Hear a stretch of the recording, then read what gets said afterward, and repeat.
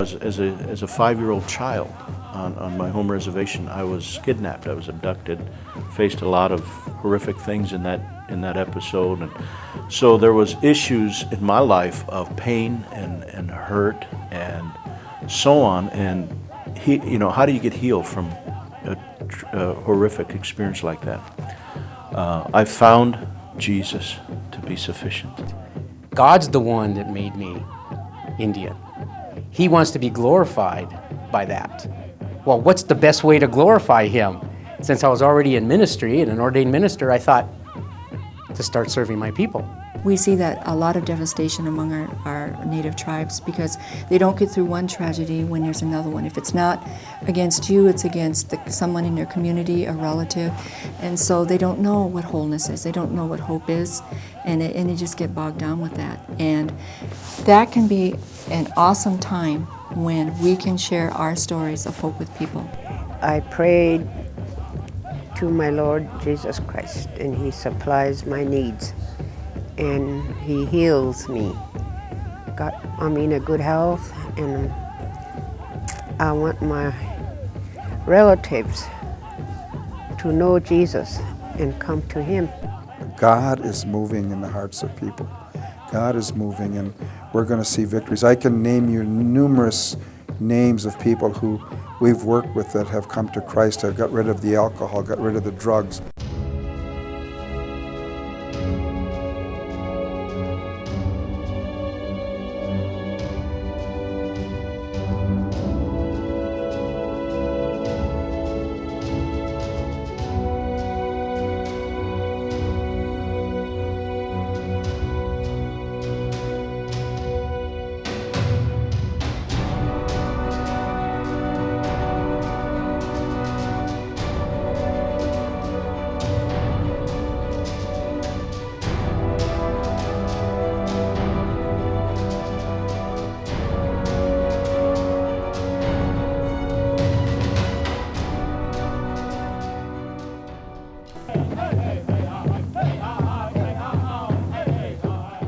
So it wasn't until 21, after spending some time in the Los Angeles County Jail, that I began to reflect on my life and basically came to the realization that what led me there to the jail was my life choices. So I didn't blame anybody, I was blaming myself. And so I thought, well, if I don't want to return back to jail and lose all my freedom, then I'm going to have to make some different choices of life, but didn't know how to go about doing that. And so I gave a lot of thought to it. And when it came time for me to be released, then that was still in the forefront of my thinking.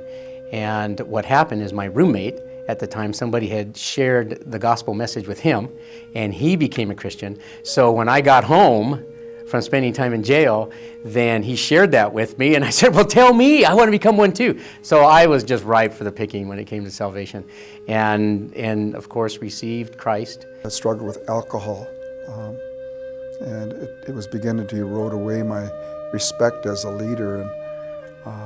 And there was also, at that time, there was some medicine men or shaman that came down from Canada that actually, and I believed in that. I didn't want nothing to do with the gospel or Christianity, even though when I was a little boy, I went to a Sunday school on the reservation. And so I was opposed to this white man's gospel, and I despised it. And when I was, this, what I called witchcraft was used on me, it was very real. And it was only through the power of Christ, that my only source, through my mother's prayers and other people in our community praying for me, that I had a relief and break from that. Did it break from me for my being Indian? No.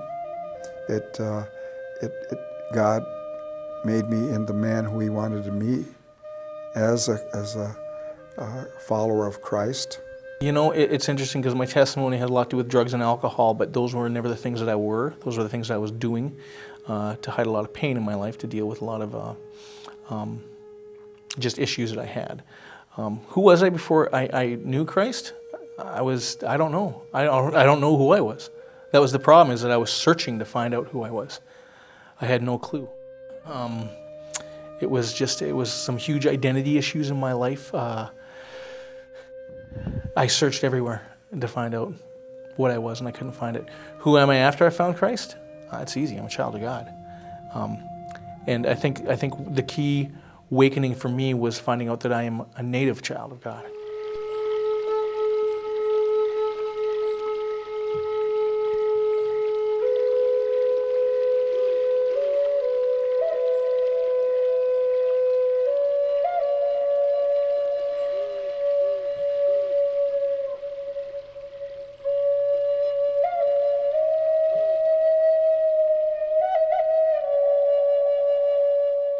Well, I am a fifth-generation follower of Christ among my family. And my tribe, my dad comes from Niagara Falls, New York, which he is a Mohawk Indian. And my mother is Kiowa from Oklahoma. And I can actually go back to my great-great-great-grandfather, which his name was Split the Skies. And he was one of the first Mohawk chiefs to ever embrace Christ into his life. So my life, ever since I've been a little boy, is we have worked with Native peoples in sharing Christ. And not only among our people, but from Alaska right down to South America. And so there was a time in my life, of course, where I had to acknowledge that it was not my father or grandfather that got me into the presence of the Lord, but it was me that I needed to come to know the Lord and just totally trust Him. And so what was life like before I was a Christian? I was very much involved in sharing Christ with our Native people. And I would say it was a moment to realize that it wasn't everything that I did, what I said about Christ, but it was the fact, do I know Him face to face? And the truth of that hit me. I didn't. And so that's when I asked Christ into my life. My parents have been actively involved in missions for many, many years, and I was raised on many different reservations, and I'm Navajo. And when I was 5 years old, my parents, we were attending a wake of a Sioux Indian child, and it was a great opportunity for my parents to open up the gospel to me, and it really hit me, especially looking at a 5-year-old in a casket and realizing that, the brevity of life, even as a child, you don't think you're going to be looking at yourself, a child your age, and you think life goes on and on and on like the old people. And when they go, you think that that's more natural. So it was a perfect time for my parents to introduce Christ to me. So I accepted Him when I was 5 years old. Unlike many Native people, I was born and raised in a Christian home. In fact, it was my grandparents who had become some of the first Chippewa Indians to come to Jesus Christ many years ago.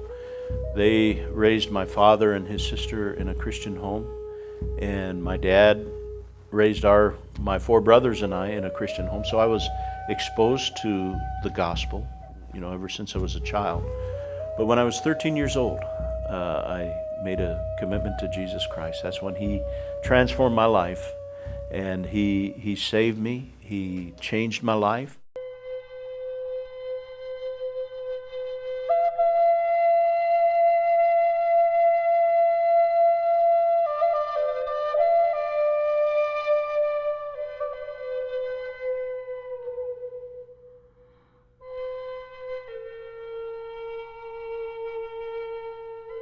My home experienced physical, sexual abuse. We were not taken care of. I was then placed in a white home about an hour away, and my needs were so great, both physiologically and psychologically, that they decided that they couldn't handle that. I was then transferred to another non-Native home. I grew up in a very strong Christian German home, so there were a lot of rules, a lot of expectations that I had to live up to, and I had that cultural struggle of really not knowing who I was in this white world, and still wanting to be Native. And I found that I didn't turn to the alcohol side of life or the promiscuousness or other addictive behaviors, but I discovered that I had an eating disorder about 10 years ago, and it was about a 7-year struggle.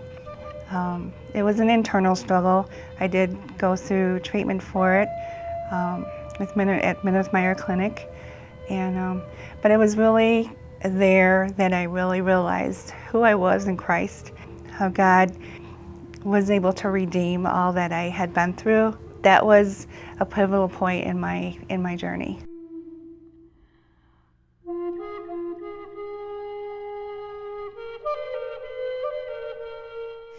I had walked away from the Lord for a brief time because there were things that had happened earlier in my life as a child that at that point I just kind of, I really believe the enemy took and used a lot of those experiences to really work on my mind and in my heart and made me bitter. When I was 19, after knowing the Lord for all those years and studying His Word, I just said, Lord, I'm so very miserable. I know what a Christian is supposed to be, but I'm not living it, and I feel like somebody with no hope in my life. And you know, I knew I had Christ in my life. I knew He was there, but it was what Jeremiah 29, 11, 12, and 13, and these are verses that I had never heard of before, that He gave me that night as I was on my knees in a dorm, all by myself, and I cried out to the Lord, and He's led me to these verses in Jeremiah 29, 11, 12, and 13. For I know my thoughts toward you, thoughts of peace and not evil, to give you an expected end. But you will find me when you call out to me and you give me all of you. That's my paraphrase version of Jeremiah 29, 11, 12, and 13. But I tell you, that's when I knew there was the word hope was in full meaning. The journey, as a 5-year-old child on my home reservation, I was kidnapped. I was abducted. Faced a lot of horrific things in that episode, and so there was issues in my life of pain and hurt and so on. And how do you get healed from a horrific experience like that? I found Jesus to be sufficient in His work in my life. Complete healing, complete forgiveness, and He's restoring me. He restored me as a young person, as a teenager. When I surrendered my life to Him, that's the difference He makes. From Puerto Rico, they come dancing. The earth is trembling under their feet. From every nation, they come dancing. Praising Creator with the beat. Yeah,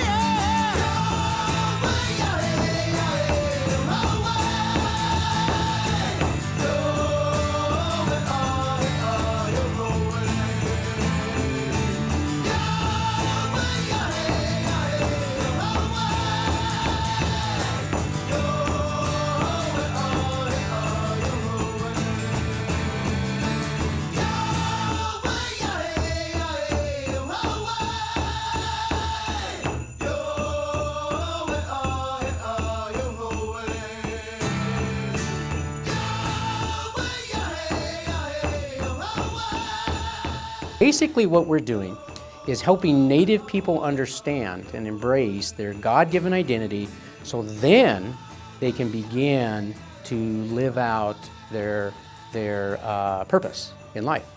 And so it's helping them to become free from the dysfunctions and addictions of life in order for them to live victorious. And so right now we're located in southwest Colorado on the Southern Indian Reservation. And that's kind of our home base, and we work out of our office, and we get contacted by various ministries that are working with Native people in order to train their leadership so that they can effectively help the Native people. I joined Navigators as a part-time associate staff, and I told them this is where I feel like God's leading me. And Navigators are very much into the ministry discipleship, getting involved in people's lives. God called my wife Sheila and I into the ministry back in 1988. And since that time we've been working. I was in Minneapolis primarily with chronic alcoholics, the forgotten people, the people that no one felt there was hope for. And we would work with the homeless people who were in the camps, the homeless camps. We had the highest homeless population in the Twin Cities, yet nothing was being done with them. We had a lot of deaths of people dying on the streets, freezing to death, being beaten to death, hit by cars. And we would go to the camps and bring food, and we had our first crusade there in the heart of the Indian community in Minneapolis. We called it Victory on the Avenue. For 6 years, my wife and I traveled with a team of Native young people that shared the gospel peer-to-peer and among Native youth. So here's a Native youth reaching a Native youth with the gospel.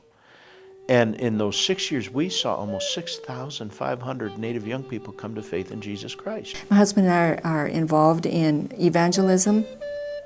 As of for many, many years, we've been involved in church planning and evangelism. But as of the first of this year, we are with tribal rescue training under the Christian and Missionary Alliance. But we go anywhere, and it's an equipping ministry to help everyday believers reach out to their peers and people in their tribes. What we have launched with tribal rescue training is taking this training that we equip these Native youth with, taking it to the church locally, and equipping everyday believers, red, yellow, black, and white, in identifying who their tribes are, and how do you convey the gospel through your relationships. I am the president of an organization called CHIEF, Christian Hope Indian Eskimo Fellowship. And as mentioned before, it was my father really was the founder of that. The whole ministry of CHIEF is really to strengthen the Native church. And we do it through 3 different ways. We do it through evangelism. We go out to communities all over the country sharing Christ. And as Native people, we are involved in sharing to Native people. Another area was discipleship training. And we work with Native churches, over 3,000 Native churches across the country. And I would say that is the greatest need today.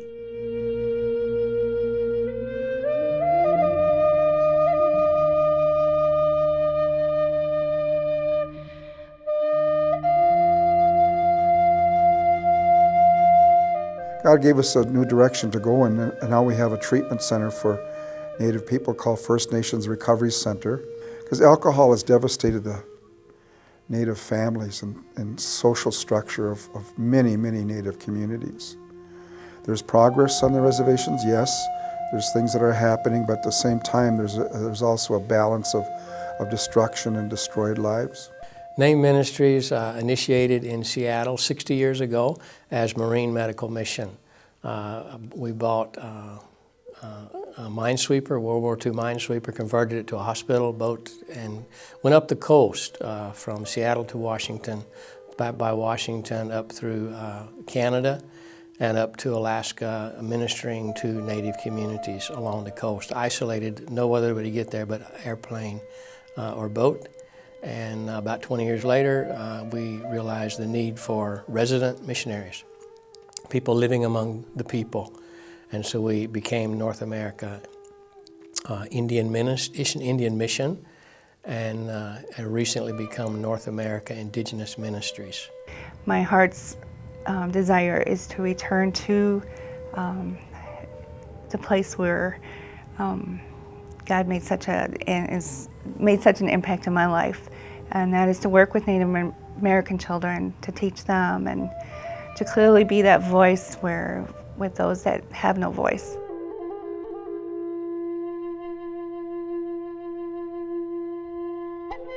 I lived with sexual abuse from a very early age, and it came throughout my whole childhood. I had nobody protecting me.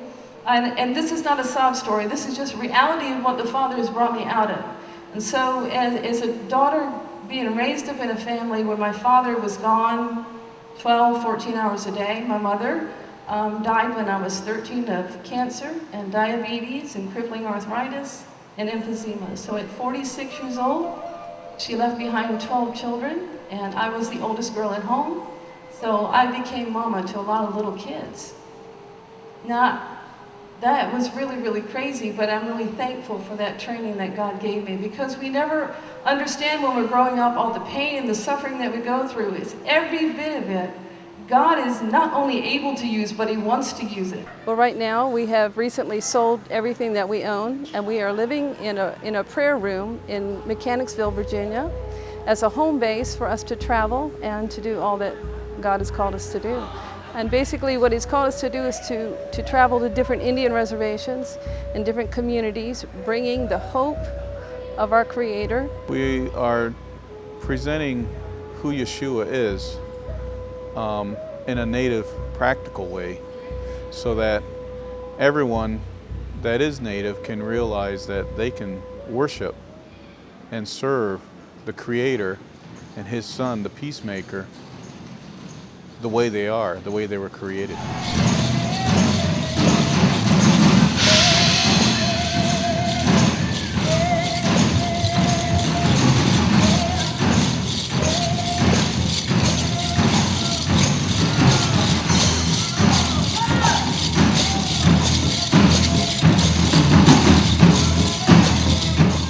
Somebody has to stand up for the Native Americans, and I would stand up for them even if I'm not Native American. I would stand up for them because the injustices must be spoken about. Massacres throughout history, throughout this land, needs to be addressed so the land can be healed, because that blood cries out still, the blood of the ancestors that died on top of Wounded Knee.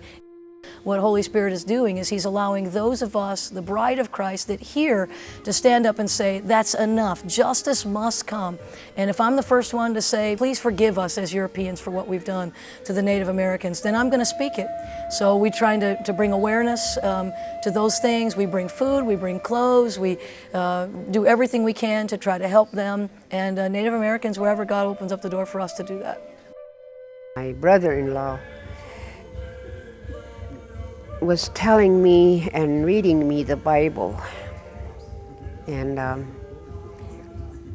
I know I don't have nowhere to go for church, and I don't believe in nothing, but when he told me about baptisms and about Jesus and that He died for us, and, you know, he preached to me, and they were going to have water baptism at Niobrara River in Gordon, Nebraska. So I joined in and I got baptized in water and the Spirit. And I believe that after I got baptized, the Holy Ghost is with me, and He teaches me and He comforts me daily. He heals me and He supplies my needs. And I thank Him. I thank Jesus, and I thank my brother-in-law. He passed away, but he introduced me to Jesus. I see that God is using them in these last days to teach us about forgiveness, to teach us about coming forth out of shame. And in the land, because they're so tied to the land and been stewards of the land here in North America cannot experience the kind of revival that it needs to experience without the Native Americans. We cannot go around them, we must go through them. And as they're rising up, as they dance their dance, as they put on their regalia and honor Creator for who God has called them to be, that it unlocks something in the atmosphere and it unlocks something in the heavens, and we cannot see real revival until they take their spot at the table with everyone else, until they release their sound. And I believe the heavens open up, and I believe we're going to see healings and the glory of God be released throughout this nation. And I believe it's going to touch the world, because the enemy tried to stop their sound, but in these last days God is releasing their sound, and it's a message of healing, hope, deliverance, and restoration.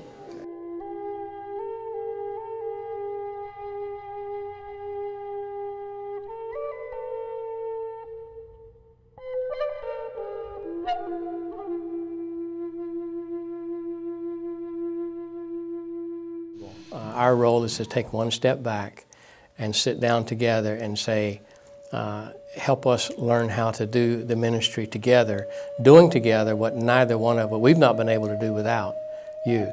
And in so doing, it has given credence, it's given identity, it's given purpose. For the first time in history, since first contact, Native American people have been able to look us in the eye and call us brother and want to work alongside. The hardest part of that whole thing is to forgive. And I have learned that if I don't forgive, I'm going to be just as miserable, if not worse. And to try and explain to someone else about how to forgive, I would just have to say that the Creator would want us to forgive Him. To become truly free is to forgive. The truth of the gospel is that Jesus has said to forgive is the greatest key for us. He said if we do not forgive, that our Father in heaven cannot forgive us. And it's the beginning of a great amount of restoration and healing as people relinquish the right to hate and to be bitter. Native people, and as a Native leader, and somebody that is recognized as a spiritual leader, even among myself, among my people, that there is a need for each other. Native people need non-Native people, and non-Native people need Native people in order for us to work together in this healthy relationship, this partnership, in order to advance God's kingdom.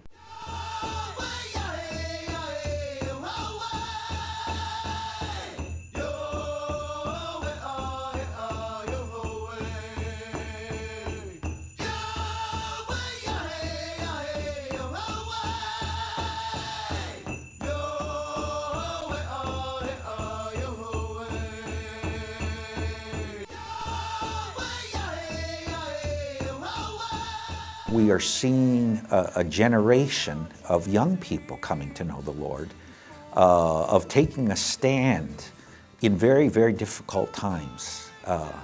But then I also see, as far as leadership really beginning to develop. And the question, and again I think of Dr. Graham back in 1975, he made a statement that the Native Americans is like a sleeping giant, and perhaps they would be one of the groups that would really bring the nation to revival. Our Creator has given Native Americans a very special place as gatekeepers of the land. And as they rise up to their place and their calling, healing will come to this land. There's been a lot of bloodshed, a lot of pain that has gone on for generations. And our Creator, our Father, has a great and awesome plan to change all of that and to bring about health and restoration once again. God is moving with Native people in a tremendous way. We see a lot of young people that are coming to Christ. In our community, they don't come in big numbers, but we have to look at the victories one at a time, one family at a time. When we sit with hopeless people and we hear their stories first, and then we tell them ours, that's where we were once. And then you tell them His story about what He did for us, and it bridges that and brings that person that hope. When we share the hope of the gospel, first of all, it comes out of our own personal relationship with the Lord, where we have found Him to be the answer for me, for my life. I've found Him to be the life changer. Jesus said, I am the way, the truth, and the life, and no one can come to the Father except through me. Now, if He's just a man, that's pretty arrogant. But if He is God, and He says, I am the way, then for us as Native people, the hope, the healing, the forgiveness, all that can release us from our own prisons.